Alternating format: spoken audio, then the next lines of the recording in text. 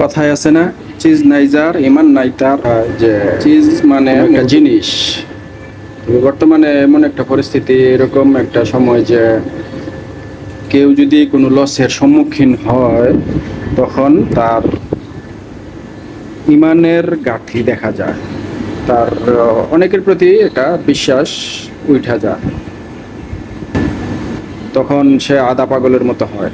কারণ হইল যে মনে করে যে আমার এই ক্ষতিটা কে করলো, মুখে না তমুকে তমুকে, মানে এরকম একটা চিন্তা ভাবনা সারাক্ষণ তার মনের মধ্যে কাজ করে।